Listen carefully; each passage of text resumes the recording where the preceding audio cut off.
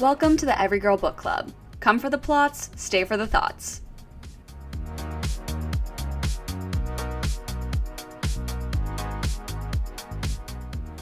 Today we're sitting down with Jessica M. Goldstein to talk about her absolutely incredible debut novel, Retro, the sickening pain of nostalgia, why we need to celebrate female friendships, and so much more. Enjoy the episode. Lauren and I loved Retro. Like, we were so excited. One, we saw the concept pop up in our email and we were like, oh, we need to read this and talk to her immediately. It sounds so good up both our alleys. And then we read it and we were both just so hooked and so in, and we've been talking about the ending. It's so good. Thank you so much. Honestly, it is so exciting for me as someone who has had this in my head for years and didn't want to spoil it, didn't want to talk it out so that I couldn't write it. It's such a thrill to be talking to people who read it and loved it and want to talk about it. So I'm delighted to be here. We're excited to get to meet the people you talk about it with. We're lucky. We usually start our interviews by asking what the book is that made you a reader / kind of want to be a writer. But given the themes of Retro, we thought it would make a little bit more sense to talk about what is a book you wish you could go back in time and read again for the first time?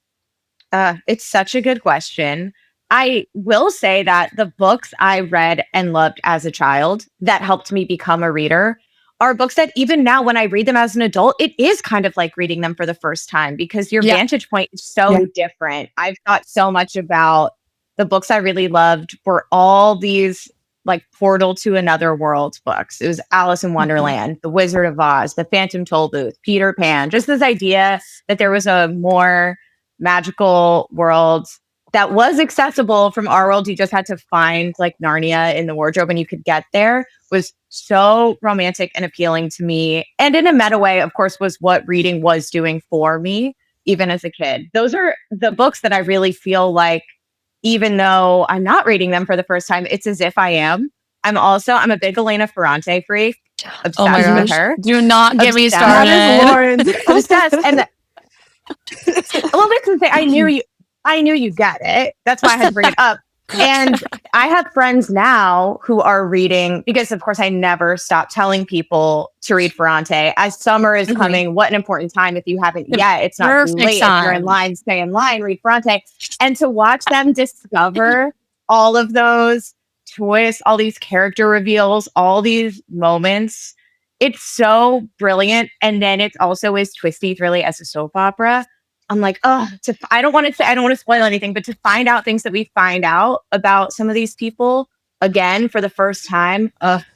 Lauren, do you think I would like them? I do think you would, because I think that it's one of those books where once you know all the characters, I don't know if I've ever been more invested in strangers' lives ever. I think I care more about what happened to Elena in this book than some might say family members. So I was so invested. 100%. And the hardest part is honestly keeping all the characters straight, because a lot of them have very similar names and it's a big cast of characters. But once you have them, they can be eating breakfast and I'd be like, what did she say to her at the breakfast table? Okay, I'll give it a shot. I completely agree. My favorite thing so we started the book club in January, and Lauren and I are hosting both our podcast and our monthly meetings, but we've expanded. I don't know, I can't speak for Lauren, but Lauren has expanded my reading taste so much since we started doing this more deliberately, I'll say. So I'll take any Rex. And now that it's got both of your stamps of approval, and so intimate, it's like making someone a mixtape, reading something because your friend told you to read it, and then you understand the friendship in a whole new way. Oh, love that. Okay, I know you also have your Substack, The Retro Report. Have you always had an affinity for kind of vintage media or throwback pieces? Obviously, that's a huge theme in Retro book as well. Yes. Okay. So when I was a kid, my parents really believed in when you're in our car, you listen to our music. We're not putting on kids' music for you. So some of my earliest, most formative memories are of sitting in the back seats of my parents' cars and listening to Fleetwood Mac, listening to James Brown, listening to the things that they grew up on and they loved. So I've always had this sense of it's not like when I was ever only consuming the art of my own generation. It was always kind of there. And really for me, my interest in vintage media it came from two places, and one of them is embarrassing. So I'll just start with that one. It was watching people who are younger than I am, which of course is illegal for a person to be, but they're out there, being nostalgic for my adolescence. I can counter watching that Gen too. Z talk about Y2K. Mhm. I was like, what are you talking about? Am I already It's wild. vintage? And then I suddenly felt this affinity. I felt a stronger affinity to things from the past because I was like, well, you know what else is from the past? My youth, my childhood. And the other thing that really did this for me was during the pandemic lockdowns, watching movies and TV shows that weren't just new, because of course there wasn't like a constant stream of new stuff coming out, and really wanting and needing to be totally transported by what I was watching, needing to not be thinking about the news for those times that I'm a journalist. So like when I could log off, I needed to be completely logged off. And I found it like the only way to really escape emotionally, mentally from what was going on was to be sucked in by these extraordinary movies and shows that, of course, still speak to us. They still connect with us, but it was also far enough away that it really kind of got me out. Then also I did this story for the Washington Post about Letterboxd and how Letterboxd was blowing up. And in doing that story, I got sucked into the Letterboxd cult. And that also got me into more older media because people are always sharing these incredible old movies on there. And I was like, I need to know what everybody's talking about. What was on your queue? Can you give us your Letterboxd top 4? Okay. It changes all the time. I think my current 4 favorites are Dog Day Afternoon, The Red Shoes, Before Sunset. Oh my God, it's so hard. What is 4? Honestly, my instinct I don't think this is what I have on there, but my instinct right now is to say Clueless. I have to be true love to myself. Absolutely love. And just say a perfect movie.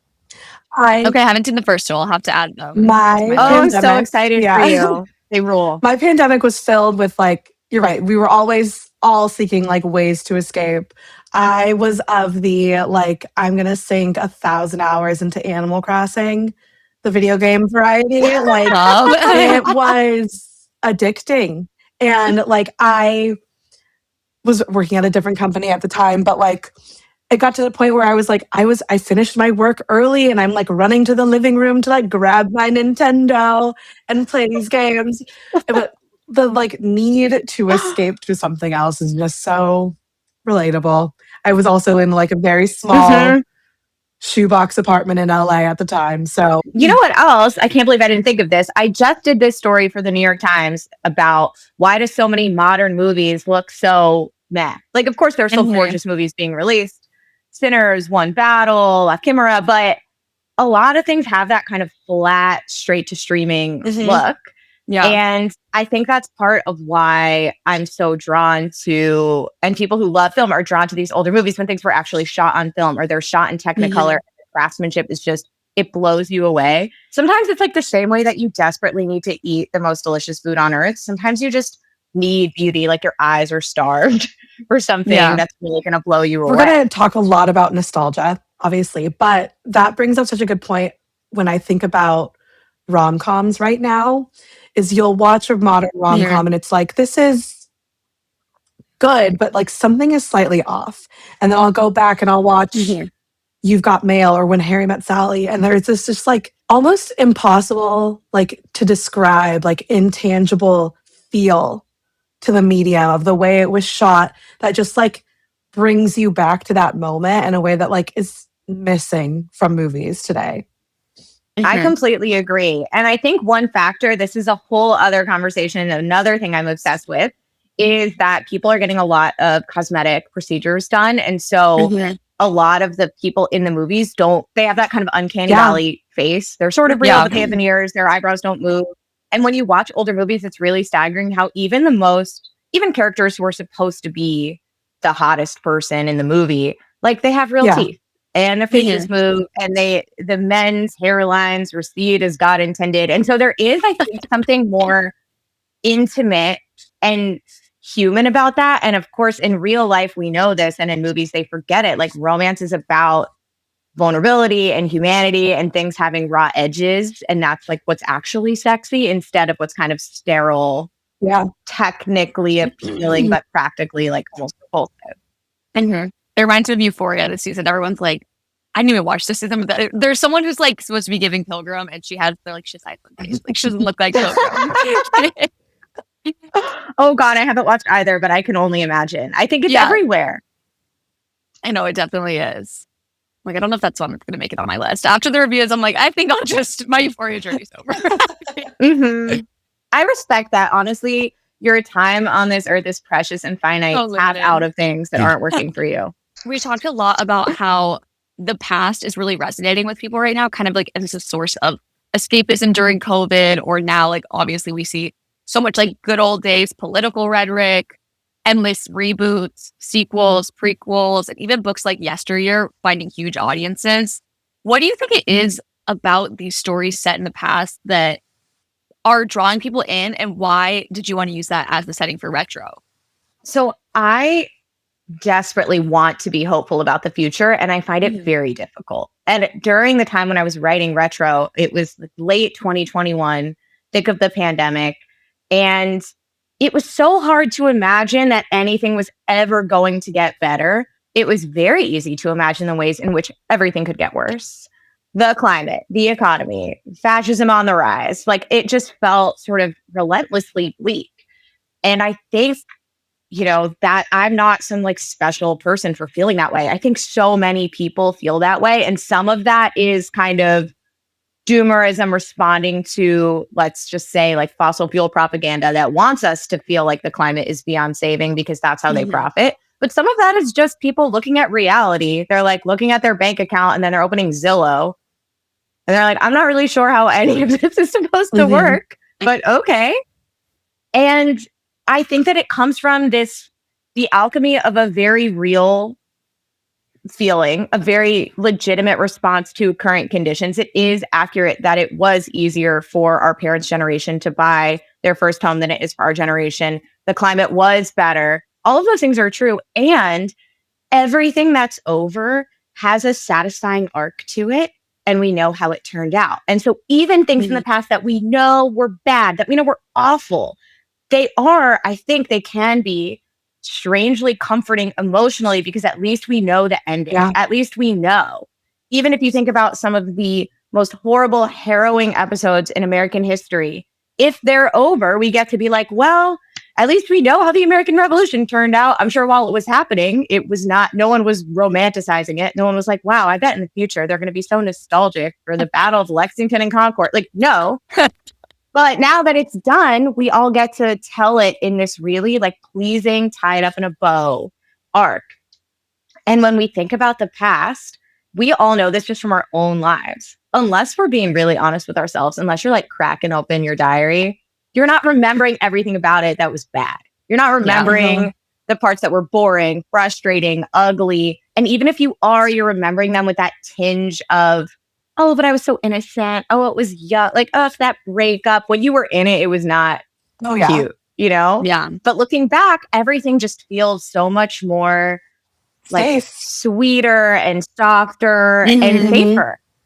Yeah, this is like not related, but it kind of is related. I have an 11-month-old baby, and I'm getting to the point where I'm like, she's about to turn 1. I'm looking back on her newborn days and those photos.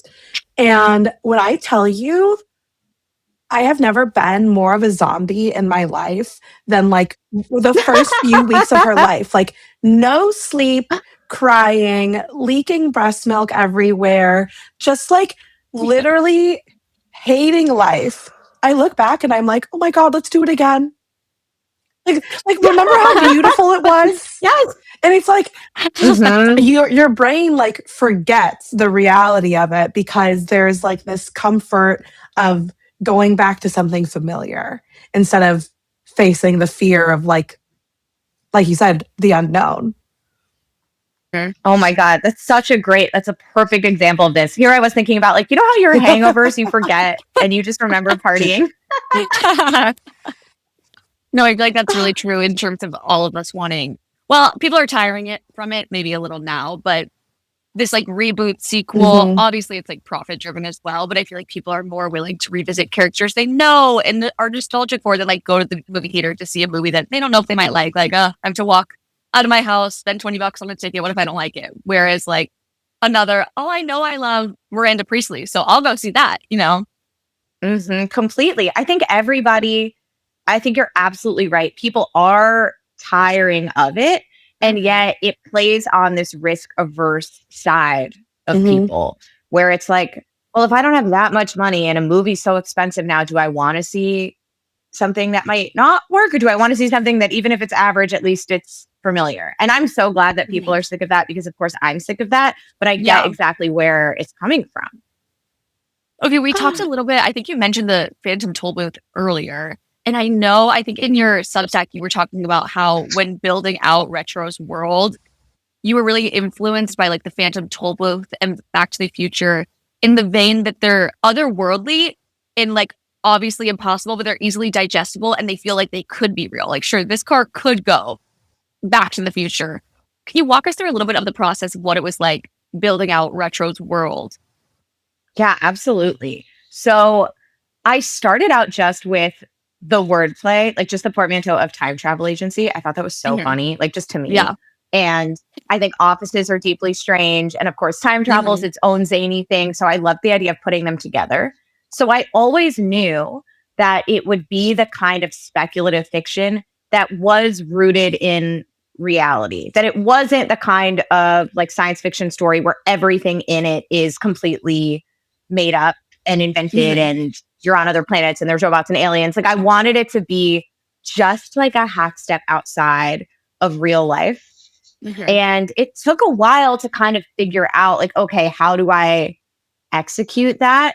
Coming up with just the means of getting around. It felt like forever. It took like a few months, but while it was happening and I didn't know, I was like, this is a nightmare. This is going to take me forever. And like you said, I thought a lot about the Phantom Tollbooth. I thought about Back to the Future. I also thought about that great Pixar movie, Coco, and how to get to the afterlife. You go through like airport style security customs. So I knew, I wanted something familiar, but then make it a little bit strange. I also knew that I really wanted the time travel to have very clear limits. And so it wasn't going to introduce this question of like, oh, could I go to my 7th birthday party? Could I go back to that time my parents had that big fight and keep them apart so that they stay together? Like I didn't want it to be quite that intimate. I wanted it to mirror real travel more. And like in real travel, you can only get to these very specific ports. Then I just by chance was doing this story for the Washington Post magazine. I was profiling a woman named Peggy Pridemore, and she's a location manager for film and TV. She works predominantly in DC. She did Independence Day, Argo, Forrest Gump, and we were talking about how when movies shoot here, they only ever want to shoot the monuments. Like they never want to deal with the hassle of paying to be here and navigating all of the convoluted bureaucracy to shoot the part of DC where people who live here actually spend all of our time. And I was asking her like, oh, is there anything you really wish you could shoot, but you never get the chance to? And she was like, oh God, our metro. We have this beautiful brutalist metro with these high ceilings and it looks so different from the New York City subway. And I fully felt like I was a cartoon and like a light bulb was going off above my head. Because as soon as she said that, I was like, it's a metro. I love it so much. And then I could see all of it. Yeah. It's like, oh, of course, the locations are lines, the stops are dates. It's like a magical train. I also love like have you ever been like on the subway on Halloween?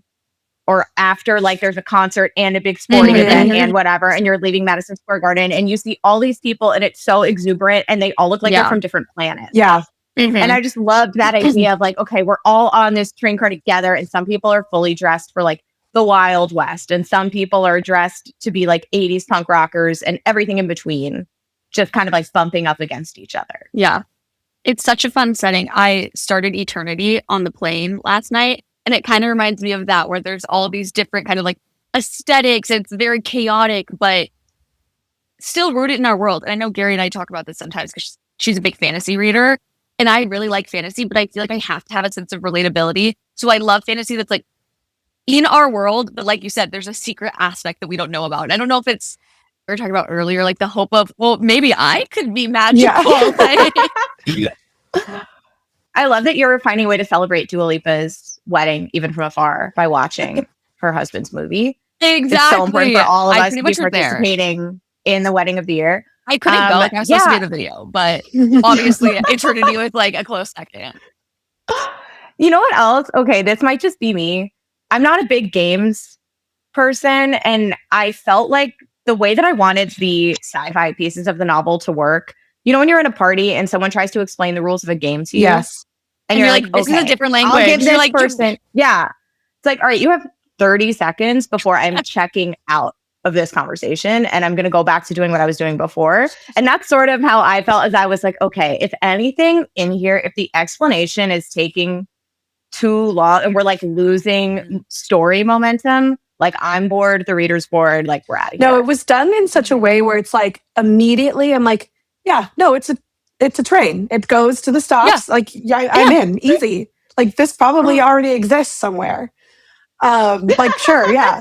It just felt like such had like almost like, first of all, the office setting was also like so recognizable, but also just to the other side of like being uncanny, where you've got like the guild, the gilded walls everywhere. I think, oh shit, what's the color called? Gold. Liftoff gold. Yes. Where it's just like everything is preceded. Almost reminds me of Disneyland in a way. I think they have their like specific green paint color that they like use for all the trash and cans they have like a stuff. scent too, right? They do have a scent. That might be like a rumor, but but anyways, I loved the uncanniness, and especially in like a post Severance world, like this kind of setting was I was like immediately in for. Thank you so much. What's funny too is I had not watched Severance until I'd like finished the manuscript, and then so many people were bringing it up to me. Yeah. And I was like, okay, I have to see what all the fuss is about. And you're so right. We're definitely in this kind of fun cultural moment where we understand the office as its own weird place. Instead of thinking of it as kind of like a casual default setting, we're like, no, these places are strange. Let's like heighten how intense and strange they are. And the same with Disney. I think I knew Disney had a color, and I don't even know if I knew about the Disney. I have since learned about it. And I did spend a lot of time researching just like luxury travel and these like very contained, controlled experiences, and like what people do to kind of make it so frictionless and immersive, like casinos, like you lose track of time so that it would feel just like you're saying, so that it would feel plausible, but there would just be one or two things about it. We were like, is that possible? I don't know, maybe. And like the deeper in the book you get, the more you totally lose the boundary, where it's like, I guess everything's possible if we're in here. We have a question about Severance later, because I also was thinking about it a lot. Even like, I don't want to spoil anything Severance, but there's an aspect, I don't know how far you got in it, where there's just like randomly goats in one room, and you're like, that's really weird and creepy, but like, why are there goats? Like that scene specifically kept like with, was the pony's name Sheila? Yes. Yeah, I was like, just the idea that like you could open one corporate office and all of a sudden you're like, why is there a pony here? But like, sure, moving on. I really wanted there to be a sense of relentless discovery. Like one of the goals for me as I was getting deeper into the novel and I knew what I wanted it to be, which of course took some time, is that just like Ash, you as a reader can never fully get your arms around what's happening. And partly that was just to create a sense of like surprise and delight. Like, ooh, there's Four Loko in the commissary. Like, whoa, you can get a gun. Like, there's God, lots her of like falling in love everywhere. with the gun was so funny to me. I was like, okay, I know. Thank you so much. And yeah, I also wanted that sense of unease where you're like, oh God, if anything could happen, exclamation point, anything could also happen, ... Like it could be really unnerving and just kind of keep you in that edgy place of like, I have no idea if I'll ever really have a handle on what exactly is happening here. Yeah. I don't know if it's like remote work that has made us realize how creepy offices are, but I feel like we're all like one step removed. We're all like, that was weird. That was weird. No, like why is Offices my best so friend strange. like someone's grandpa? Like you see those memes and there's Literally. like, thoughts, like why am I Someone's gossiping papa. with like someone's peepaw? Literally. Yes. And then also the reverse is true, where it's like, why is this completely random person in charge of my entire life? Yeah. Yeah. Like, I have to beg some man. It's almost, but not always a man. Yeah. Like, if I want to go to the dentist, I have to be like, I was just wondering if that was okay with you. Like, what? Why? It's insane. So funny. And even like the Four Locos, it sounds so crazy. You're like, oh my God, Four Locos in the cafeteria. And like, granted, my only frame of reference for this is the Wolf of Wall Street movie, which like, who knows how accurate, but I'm like, weren't they doing like hard drugs there? Like, it seems so crazy. But I'm like, no, offices are weird. It could happen. I worked in my previous job. I worked for a different media company, and it was pre-COVID. We were in office, and like reading retro, I was thinking like, yeah, no, that was so strange. Like there was a corner of our office that was just like shielded off by the rest of the space with like black tarp because it was like under construction underneath there. And then like half the lights didn't work because like they were doing construction on the building perpetually always. But then you go to the kitchen and it's like, here's our fancy espresso machine where you can like basically make your own Starbucks. And also we have like beer and kombucha on tap. And like we're going to the bar after work. And I'm just like this, like thinking back on that phase of my life, I've worked from home since. I'm just like, that is such a crazy experience. Yes. I thought a lot about kind of the rise of like Silicon Valley culture in these big tech startup offices that especially pre-pandemic, like early mid 2010s, they were like, you took their branded bus to their campus. Everything was there so that you would never leave. And there were like every amenity that you could imagine. Beer on tap was like a classic offering of that time, which again, it's like, that's crazy, but was a constant. And there was just this sense that you could like work at one of those places. And this was sort of, again, like before people were talking about these companies the way that we're talking about them now. This was back when like Google's motto was like, don't be evil or whatever. And it was considered like so impressive to get a job there. It was like you had to answer these really complicated interview questions, and it was harder than getting into an Ivy League school and blah, blah, blah. And they paid so amazing. And so people weren't really, it was outside of the norm, I think, to be interrogating like, okay, but do you guys think anything is wrong with this? Do you think it's like a bit of a red flag that they don't want you to have a life outside of your job and that you're completely dependent on this space for everything and that you're growing accustomed to these like perks without which you will no longer want to live? It's interesting because in retro with Roe, it's like all of these like the smoke and mirrors. Like you dazzle everyone, you make these grand speeches, you give them all of these amenities, you like pay for their housing and everything is nice and perfect. And it's a distraction so that nobody like thinks even a little bit harder about what's really going on here. I mean, you see in the book, like Ash begins like when she gets there, she's like questioning things a little bit, but the deeper in she gets, the more she's like drinking the Kool-Aid and is like, yeah, I'm hopping on down here. I actually really love this stop and this nightclub the most. And like, I don't even remember the last time I spent the night in my own apartment, like that kind of thing. Yeah, completely. I mean, in the early days of writing, I was still figuring out who Ash was and what brought her to retro and why she behaves the way that she behaves. I really just had like her voice. And once I figured out that she was an actor, it made so much more sense to me that she is somebody who, as a matter of professional necessity, has to commit completely to imaginary circumstances. Like she has to buy in or she can't do her job. And probably she's had experiences in her life where she was asking a lot of questions. And I'm sure some director screamed at her for doing that. Yeah. I'm sure there was like some interaction where it was like, can somebody shut her up like enough with the fucking questions? And that she kind of internalized that and was like, okay, I don't ask questions or I get fired. I don't ask questions or I get screamed at. And so she's somebody who, when we meet her, is in such a beaten down place in her life that she's just not someone who is, there's no incentive to her, or Mhm. she doesn't perceive an incentive to like tapping too hard on Mhm. this because she doesn't want it to fall over because it's Yeah. like the only thing she thinks she has in her entire life.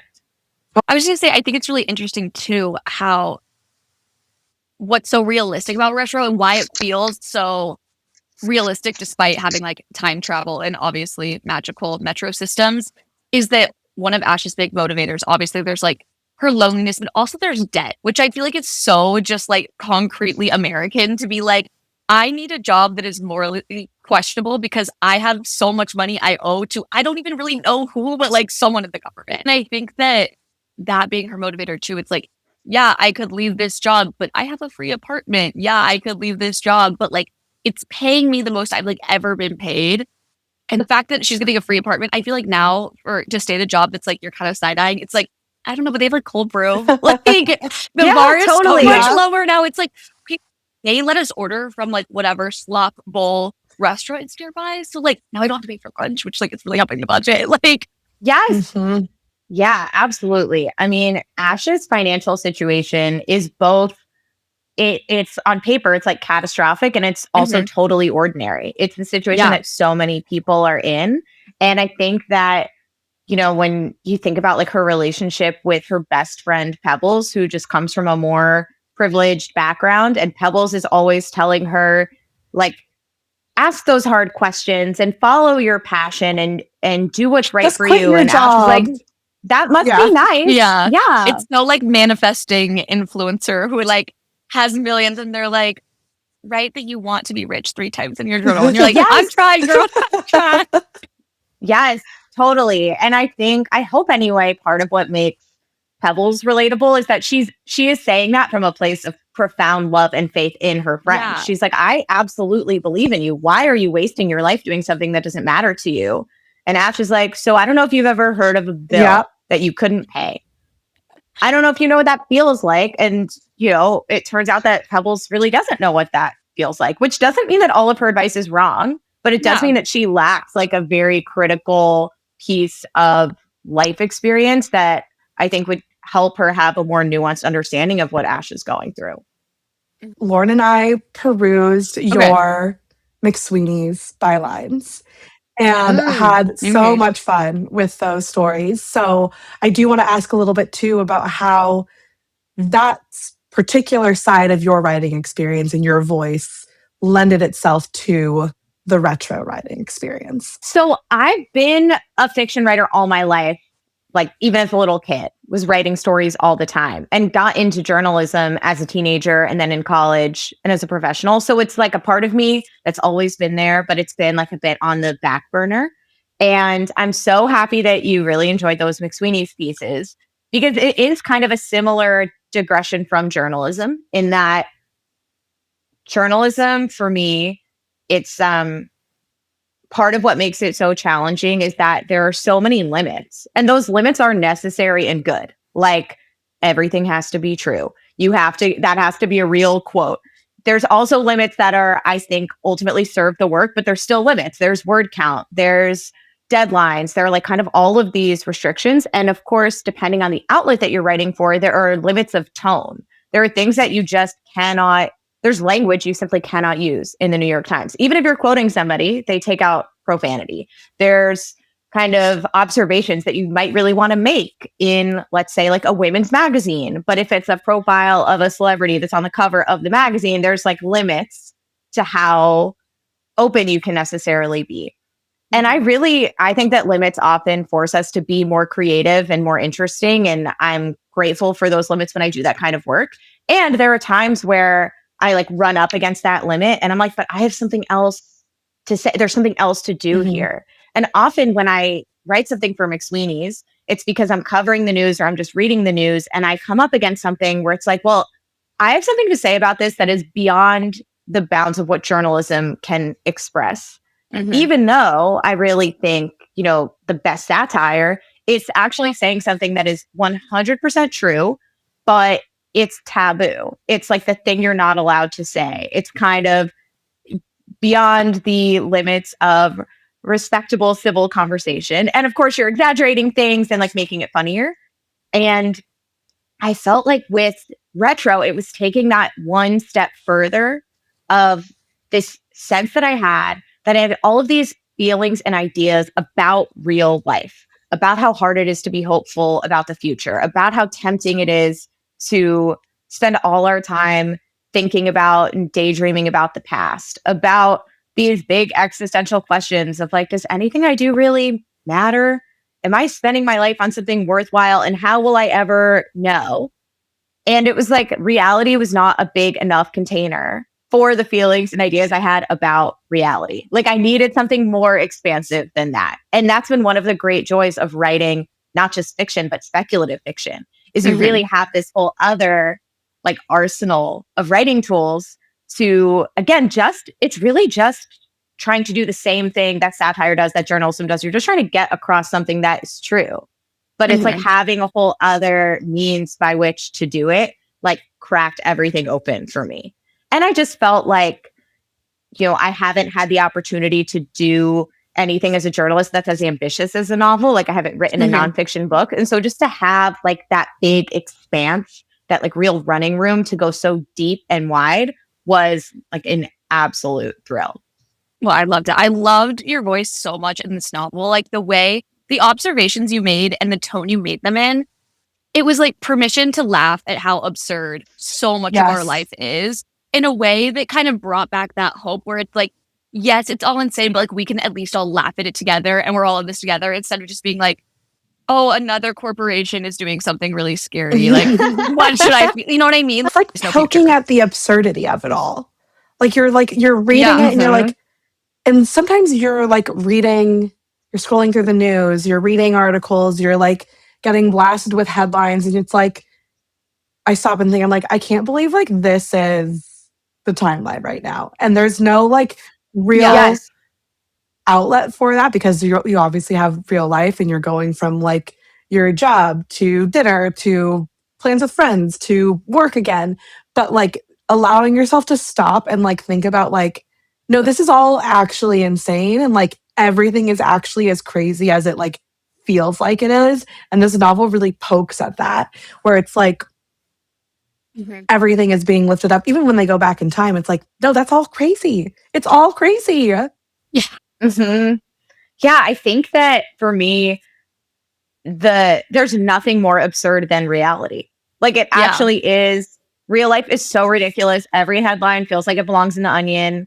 And so it's like the thing that came most naturally to me was to embrace that. I have like so many other writers. I have novels in the drawer that didn't quite like achieve escape velocity. And I think a thing that was holding me back was due to my, I think, youthful desire to be taken seriously. I was like, well, these have to be serious. But as a result, my attempts to be serious were humorless, and they just didn't have that like snap, crackle, pop that keeps you turning. And that felt like me. And I think what really made retro the one that I could really pour myself into and actually put out into the world was that I didn't run from that sense that I have to make a joke when things are at the bleakest that they could possibly be, and to just acknowledge and run with the total absurdity of modern life. I love that. Literally before, like earlier today, I was scrolling on TikTok and it was a clip it's an old clip, but it was like of Tucker Carlson talking about the green M&M. And he's so like, the green M&M is not sexy. Like the liberal mob is just, and they keep changing the M&M's shoes until you're not even turned on anymore. And all the comments are like, why were you turned on by the M&M's? Like, I'm concerned. But it's like, that was the news. Like, that is not like, why you don't need to make something up when that is literally the news. Like, yes. Yeah. Completely agree. And thank you for bringing that back, because I had neglected to think about the why isn't the green M&M sexy anymore. And I shouldn't. Yeah. That's my platform, right? That every couple of months, I just like to check in and be like, hey, y'all are still thinking about the green M&M, right? Just cool check on the green M&M. We talked a little bit about Severance earlier and just kind of the absurdities of modern work culture. I'm curious how you use Ash's career as a time travel agent to kind of explore the questions of morality and corporate responsibility, and why those realizations that she has throughout the novel are important in the larger context of America and the workforce. So I love this question. One, because even though I had not watched or thought about Severance when I was writing Retro, I did think about another show in the Adam Scott Work Sucks cinematic universe, which is Party Down. If anybody's watched that. Whoa. So funny, so good. And they did a reboot, and the reboot actually got, which rare, reboot killed. And it's about these like struggling actors who are all working as cater waiters. And every episode is like a different swanky party that they work. And so it like gave me kind of the structure of, okay, these like failing artists, and they're constantly put in a position to be creating a beautiful experience for somebody with more money than God, like every week. But to your deeper question about work culture, I've had a few office experiences. They were all very different from each other, but all of them left me feeling like, I can't believe everybody does this and nobody talks about how weird it is. And when I think about the kind of corporations that are like the big tech of our day and the people who run those corporations, I think it is clearer possibly than it has ever been that their vision for an ideal world and their values are completely misaligned with the overwhelming majority of people, and that their total unvarnished disdain for all of us, for our welfare, for the air that we breathe, for our economic security, for our ability to have work, not just to literally put roofs over our heads and foods on our tables, but to like have a reason to like get out of bed and connect with other people. They genuinely believe in their heart of hearts that none of that matters at all. And I think that having to like live in a world where the infrastructure of our daily lives is built by people who at best are apathetic to whether or not any of us live, and probably truly don't care if any of us die, is such a bleak and crazy thing to have to endure. And when I was thinking about Retro, the company, and its values, you know, like originally the mantra of the timeline is resilient was something I came up with just as a stopgap measure to write the book, because otherwise it's like, well, then how are we going to do this? Every trip we're going to have to stop and reset. And I knew I wanted there to be a ton of trips in the book. Like I knew that wasn't what the book was about. So I just kind of put that in there as a like, we're going to deal with that later. But the more I thought about it, the more I was like, that is in a way what so many of these like assholes are saying to us every day. You don't matter. Nothing you do matters. Don't bother. Don't bother showing up to the like town hall about the data center that we already built and how there's like sludge coming out of your faucets and the air is filled with poison. We don't care. That doesn't really sound like an us problem. Yeah, they're like, you'll be okay, but they mean that I will be okay. You probably won't. Like, yes. And I thought a lot about too, like the bunkers that they're all building, because they know that everything they're doing will like destroy everything that we hold dear. And it also just made me think about, okay, where does that leave us out in the real world? And where does that leave my characters in this novel? Like, do they agree with that assessment that they don't really matter or not? And if they don't agree with it, what do they do with that decision, with that feeling that would be meaningful to them?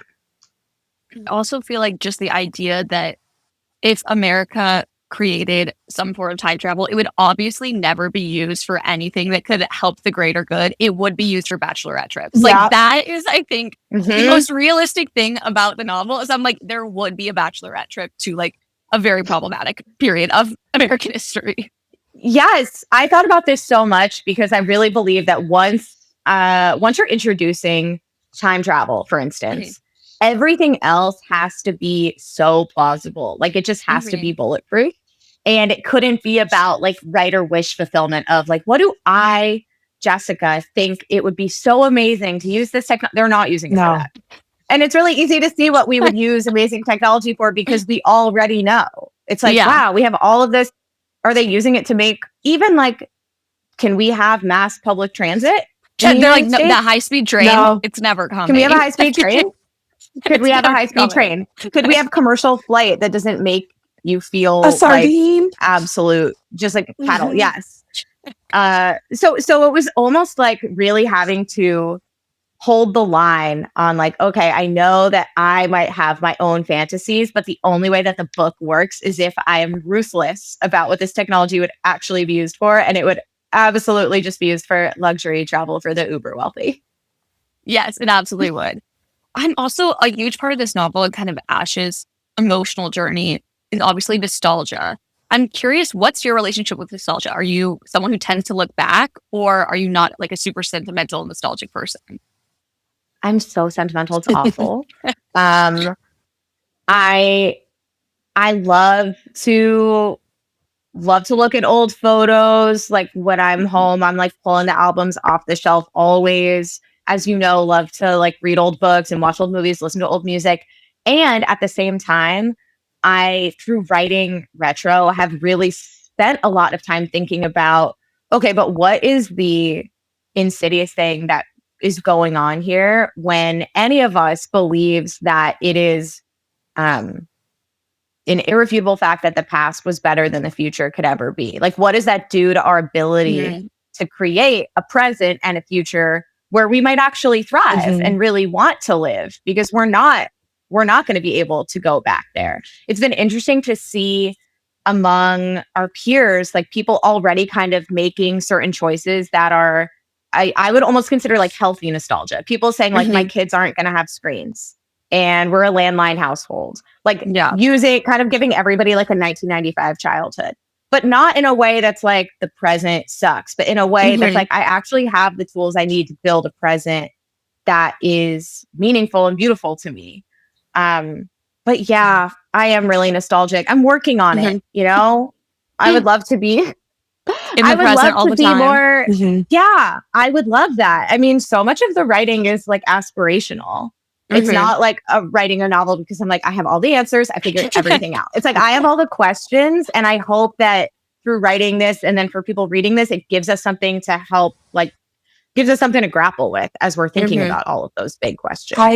I'm always thinking about when I was reading this, I'm thinking about like Ash's journey, and like on a personal level, she is somebody who once had all of these like grand visions of what her life would be. She was going to be an actor. She was like putting in the work in Hollywood, going to auditions, filming pilots.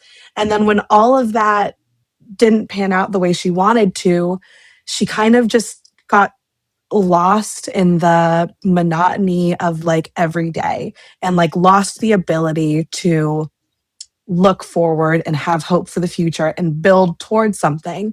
So it was so easy for her to get sucked back into retro and being able to go back in time because there was this like familiarity. It's what we talked about earlier as familiarity, the safety, this like comfort in stuff you already know. And I think for a lot of people, especially now, we are comfortable in what we know. There's the familiar aspects. There's a fear of stepping forward. And I think that this novel does that so beautifully, where it kind of explores this like push and pull between like our past, our hopes and dreams, our failures, and like whether or not we can be brave enough to like step forward.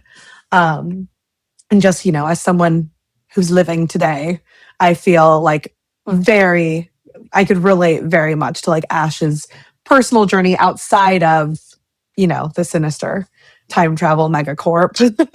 And I'd imagine too, like having a baby, you don't really have the luxury of thinking too much about the past. It's like you have to be invested in the future. But it's also, it moves so fast. I could talk about the baby stuff forever.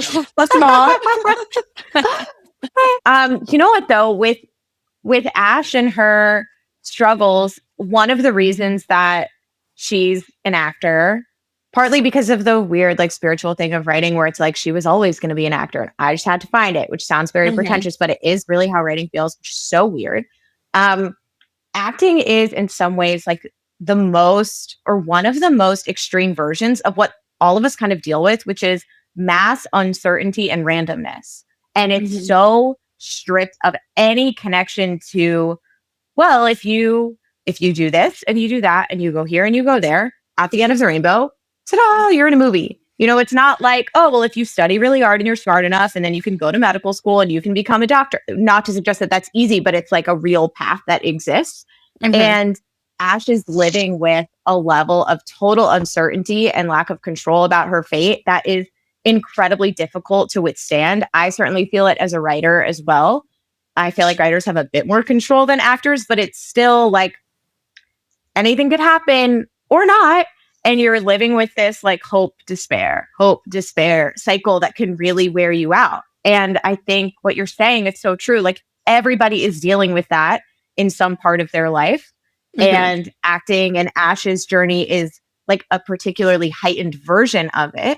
But all of us have these things where we're like trying not to get our hopes up, but then we do get our hopes up and then they come crashing down and you're like, okay, but the alternative to hoping is just living in this bummed out state indefinitely. It takes, which is even harder in a I way. think it takes profound bravery to embrace the unknown and continue to hope, especially today when things are quite bleak. Yeah, it's exhausting. And I think too, for somebody like Ash, it was important to me that she not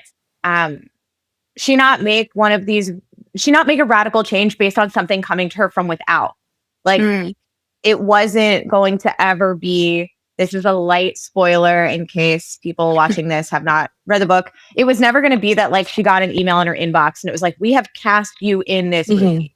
Like it needed to really be about her making a decision without that hard data that everybody's looking for all of the time, but just with her own sense of self, where she's like, you know what, Eve, whether anybody sees this for me or not, whether I have a sign or no sign, like I'm just going to make a decision about how I feel about my future. And actually, I get to do that. And nobody can tell me that I don't get to do that. Even Ro Temple, who is technically more powerful than any man who's ever lived, does not get to tell me how I feel about myself.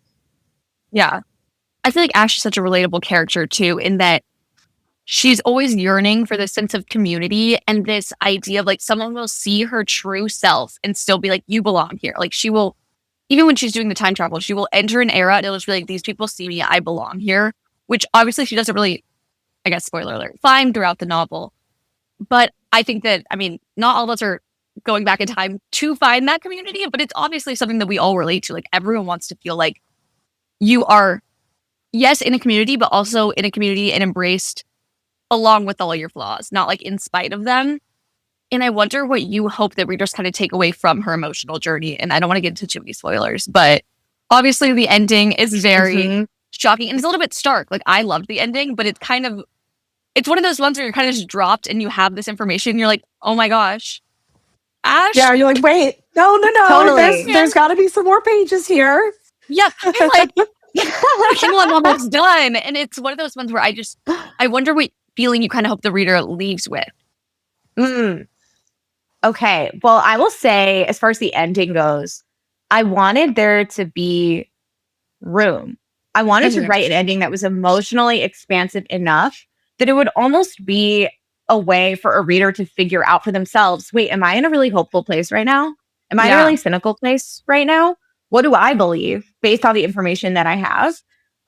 Because of course for Ash, it's like her journey in this story, like the conclusion of her story is not necessarily about having like hard evidence about literally where and when she ends up. It's about like her making a decision emotionally. So I was like, that's all the information you need. So it's all the information you get.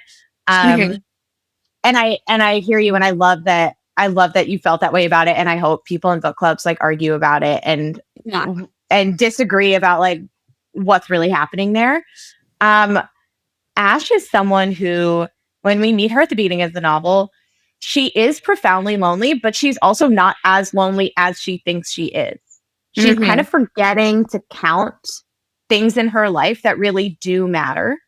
And I think part of that is because the most important relationship in her life is a friendship. And we live in a society that, in my opinion, criminally undervalues the importance of platonic love. And we have so much structural, political, economic, cultural support for romantic love. And we have so much of all of that for familial love for parents and children, and that's wonderful.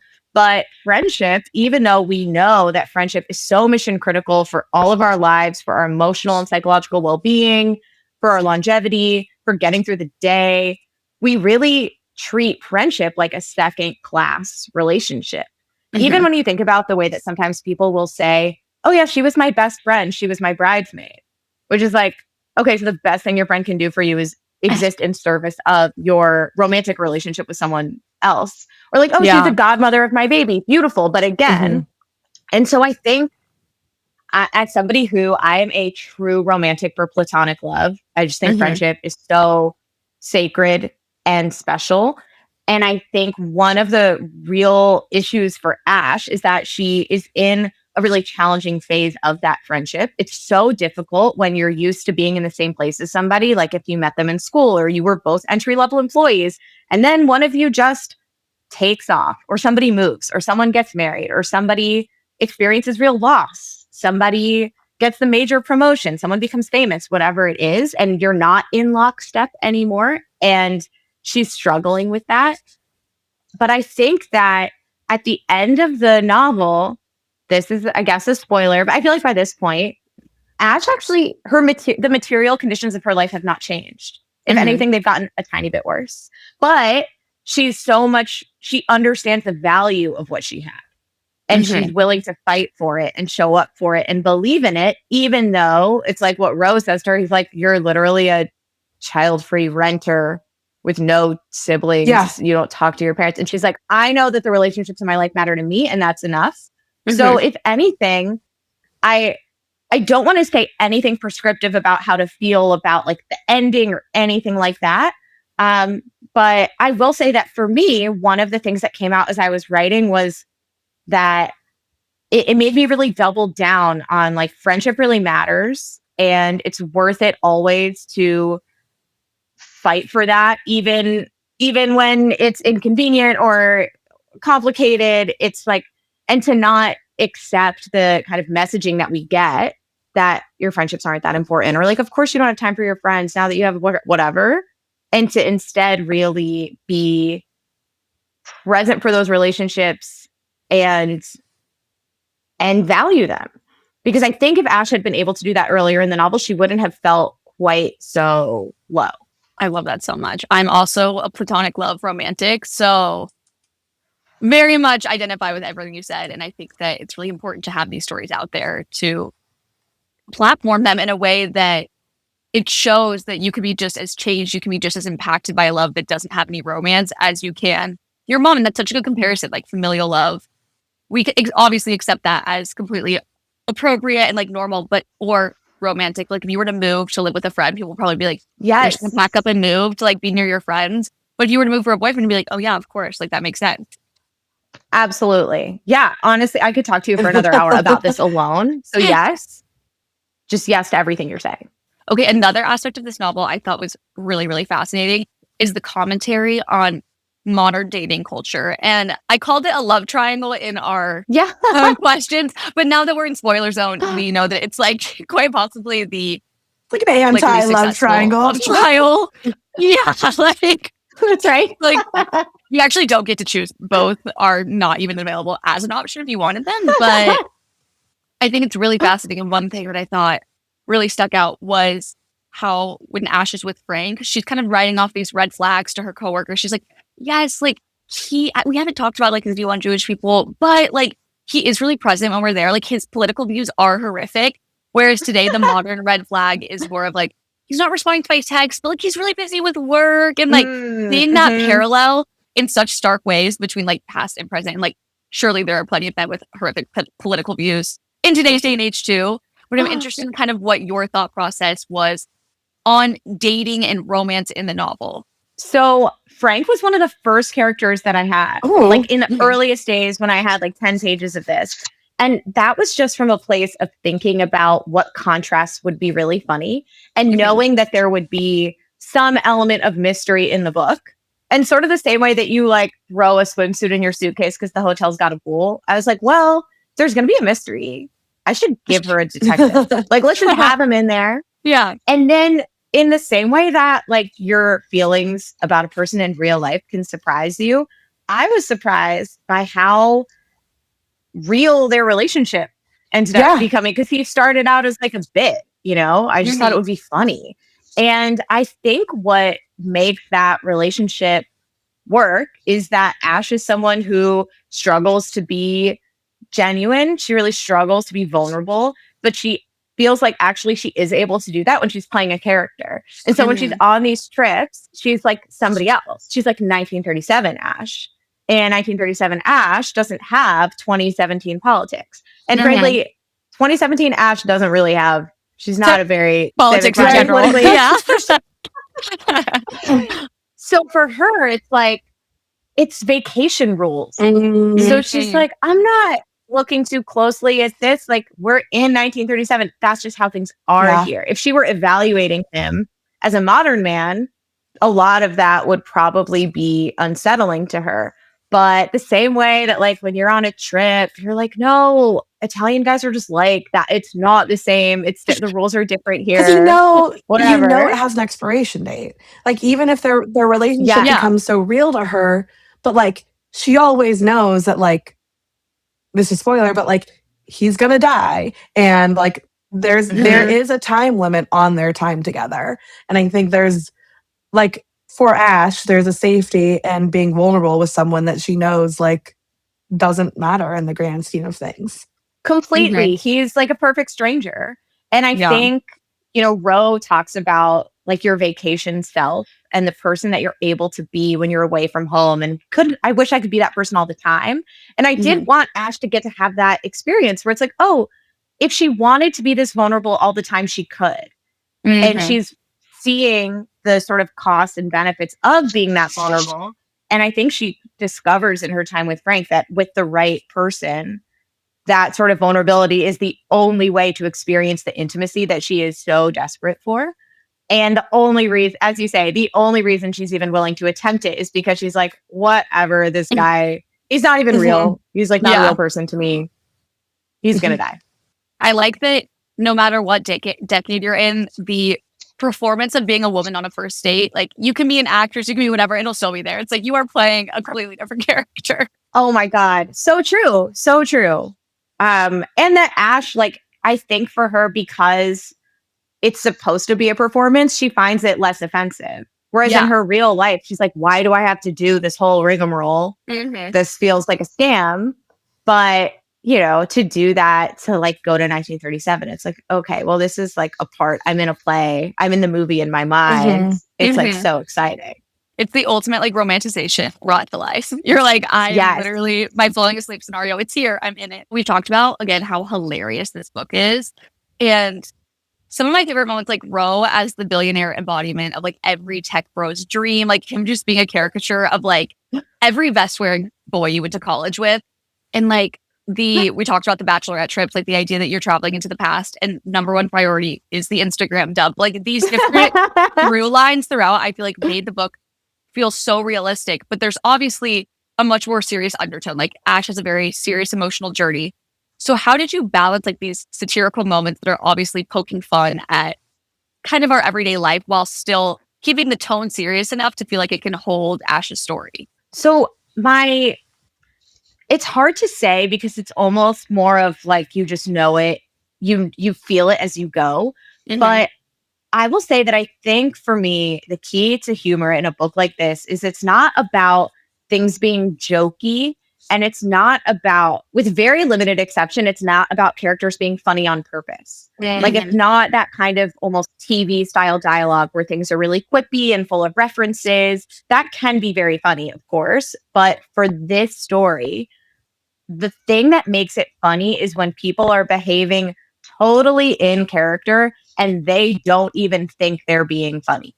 Like the girls on that bachelorette party are completely earnest. Like, I think it's hilarious, but that libertarian doesn't think there's anything wrong with her. The bride doesn't think she's doing anything silly. Yeah. Like, they aren't really in on the joke. And that's kind of how I think the book gets away with it, is like, it's never really leaving that tone of, I'm accurately describing a situation and this situation is absurd. And so it's like, it's funny because it's crazy and it's and because it's so human. But I found that it almost sort of sorted itself out. And I think too, because the point of view character is someone who is really like wry and sardonic, that also gave me a little bit more room so that it wasn't just in dialogue where things could be funny, because you have Ash, who keeps things at a distance by being a little bit snarky and sarcastic. She's like assessing and observing everything, and that like puts a little gloss on it. And then, you know, as she even acknowledges, like that is a defense mechanism that she's using to stop herself from being too open, being too vulnerable.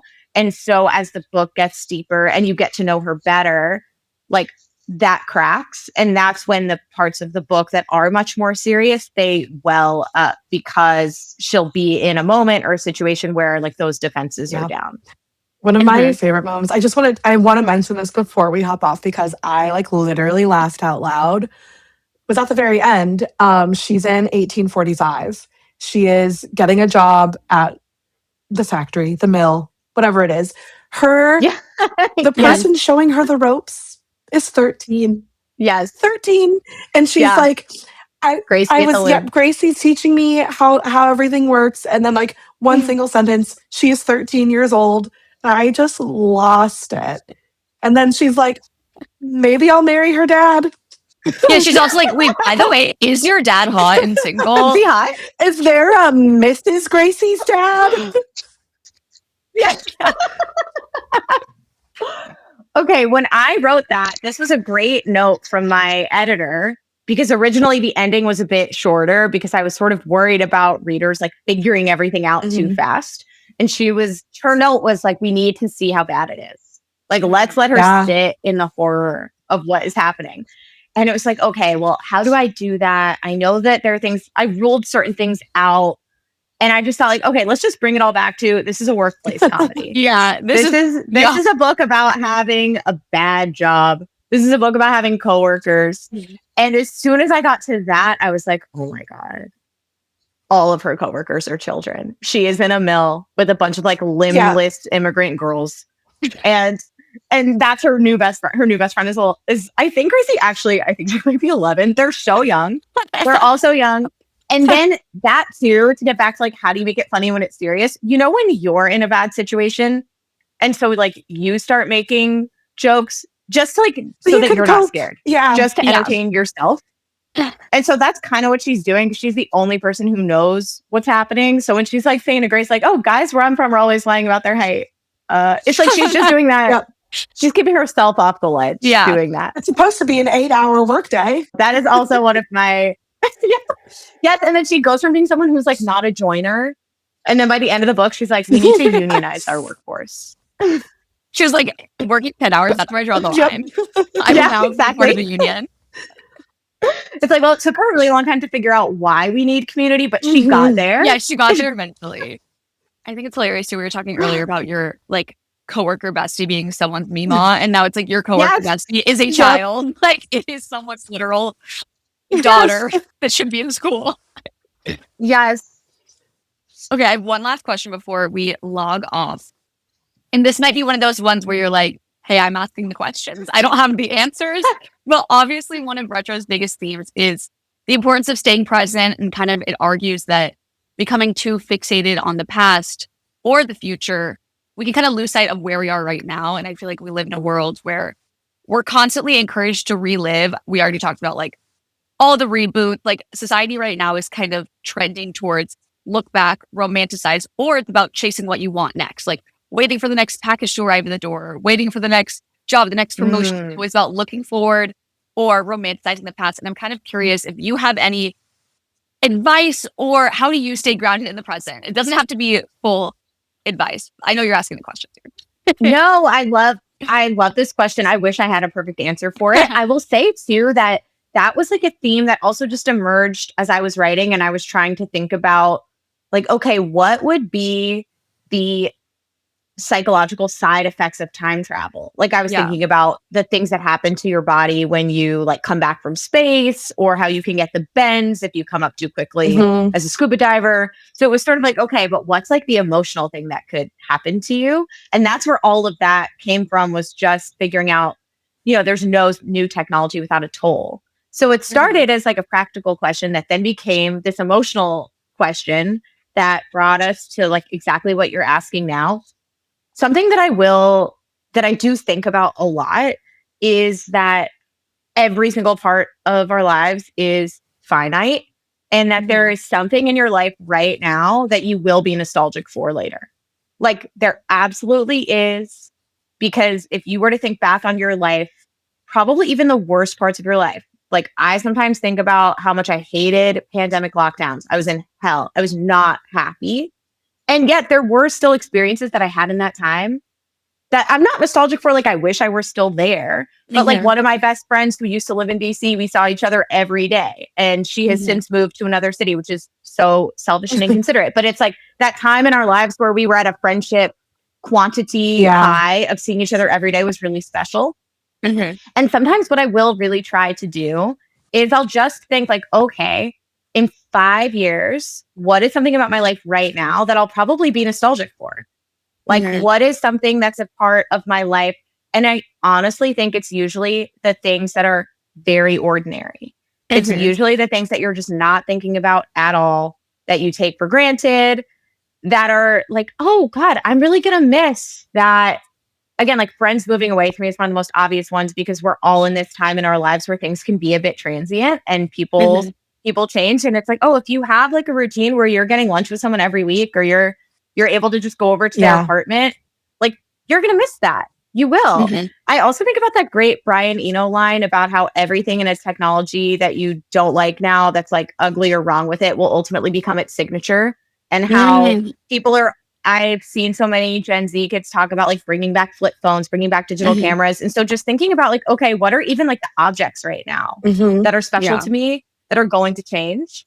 That is usually, I'm not going to say it makes me not nostalgic, because I've already fessed up to being a very sentimental softie, but I do find that that is like a useful exercise. And if nothing else, it does help me be so much more present and grateful and appreciative of whatever experience I'm having now, because I'm getting that early onset nostalgia, that poignant stuff like, oh, this won't last forever, which is okay. Yeah. It will change maybe in ways that are good, but it will still change either way. You circled back to Dua I know. Lipa. It's future nostalgia. I imagine there's some healthy bit of nostalgia for this period coming your way. I feel, to use like a Yiddish word that I don't know if you all know, I feel very verklempt. That's like the ultimate. It's like you have so many emotions, you kind of don't know what to do with them, but it's good. That is how I feel right now. That it's like, a lifelong dream. My boxes of books just came in the mail, and I like opened the boxes and was just like, it's real. So yeah, I'm absolutely feeling exactly what you're talking about. It's really wonderful and it's overwhelming. And I'm trying to be present for it and enjoy it. And I'm also just so excited for Retro to be out in the world. I can imagine. Thank you so much for joining us, and congratulations on Retro. It was so wonderful getting to talk to you today. Thank you. These were such fantastic questions. What an incredible conversation. Thank you for having me. Thanks for listening to the Everygirl Book Club podcast. If you enjoyed this episode, like, subscribe, and leave us a review to help other readers find us. We'll be back with more scathing bookish hot takes and recs for MMCs who will ruin real men for you forever. And, of course, chats with our favorite authors. Until then, happy reading!